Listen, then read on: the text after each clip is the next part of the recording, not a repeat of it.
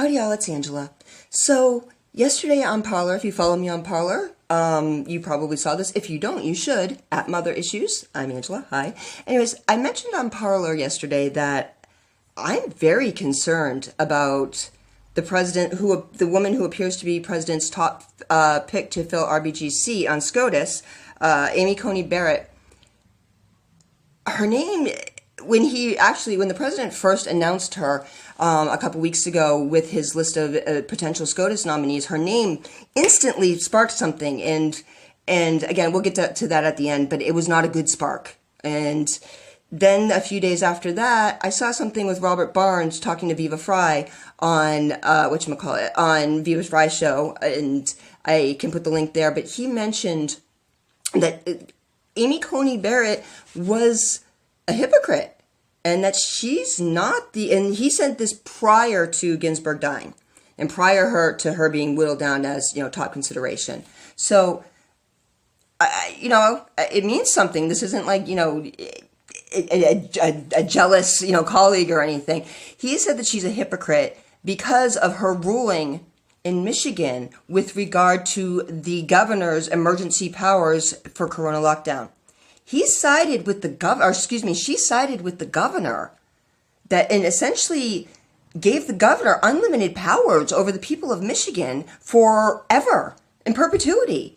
This is very concerning. And what she did was she cited a case that was over 100 years old. It was called Jacobson. And Jacobson was from the early 1900s. It was actually used in order to justify and legalize the forced sterilization of people, undesirables, and the internment of undesirables, such as the Japanese during World War II. This is not a good law, and we've had mountains of civil rights law that has passed since then.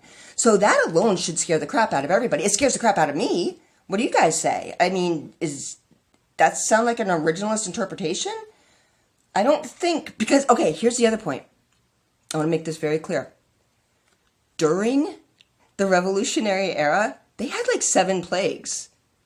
So, do you think that a lockdown for a plague was a consideration for these people? Abigail Adams was self-inoculating for smallpox. So this whole locking people down forever in perpetuity, no, that never would have been a consideration. They you get about your life. You just can't, you can't stop living like we've done. Look at the damage it does. Anyways, moving on. So that Jacobson sighting, which, by the way, the Pennsylvania judge that I had mentioned in an earlier video, the Pennsylvania judge with the Constitution porn, he basically tore her ruling apart bit by bit because it is wholly unconstitutional. And his is, again, it's a thing of beauty. You should really look into that case. Woo-hoo.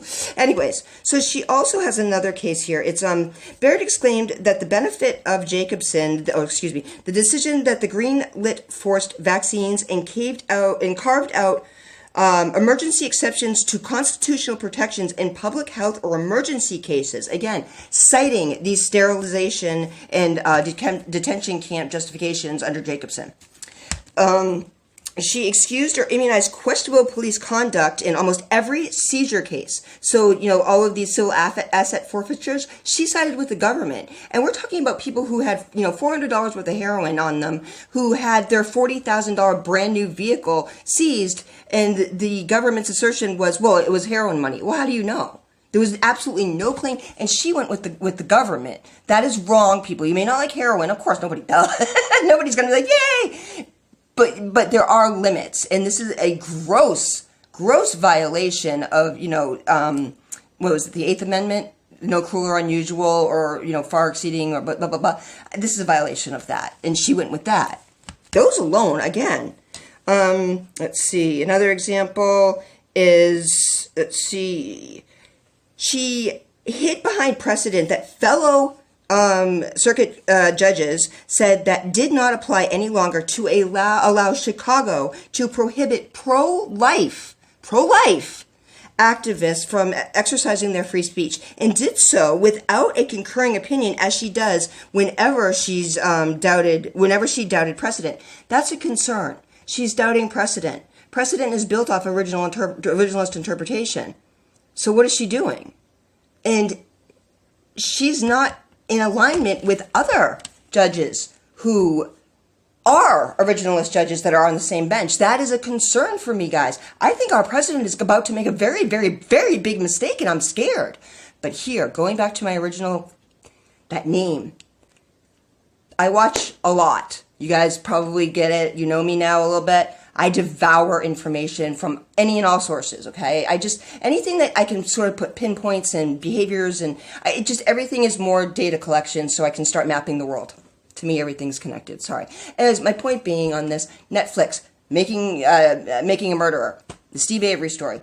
This isn't about Steve Avery. This is about Brandon Dacey, or Brendan Dacey rather, his 16-year-old nephew or cousin or whatever. His rights were wholly violated. And I remember watching this episode, because again, I love watching lawyer stuff. It is what it is, guys. His rights were wholly violated. He was a 16-year-old who was pulled out of school without an attorney, without his mother knowing. They questioned him for hours. He had an IQ of 70. They fed him lines about shackling a girl in a trailer, and there was blood everywhere. And you go, and the place was filthy. I mean, it's messier than my house. The place was filthy. There was no way that they even attempted to clean up anything, because it was just trash everywhere that was clearly weeks and weeks old.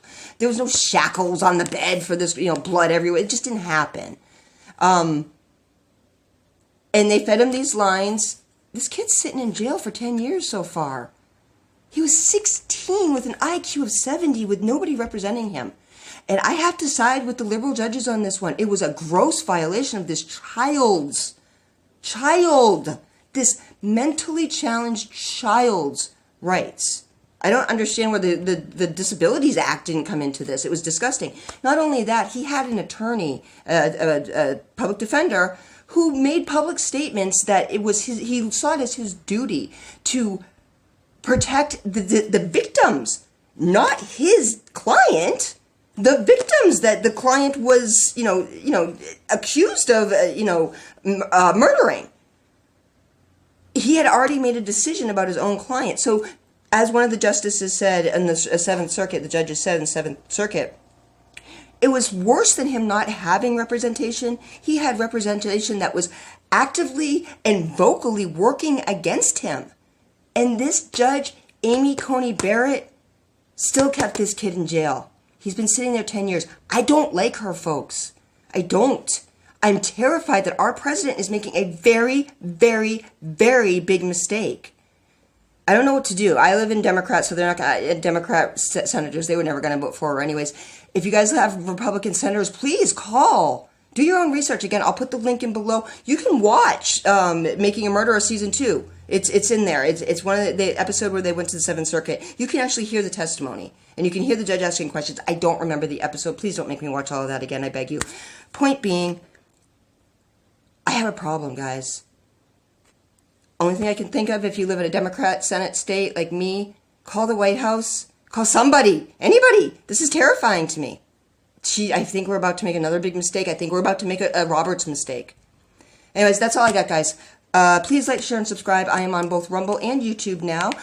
Hit the notification bell. Hit the Rumble. Sorry, got a little carried away there. But talk to your kids about politics. You know who I am. I'm Angela. I will talk to you later. And thanks for watching. I much appreciate it. Bye.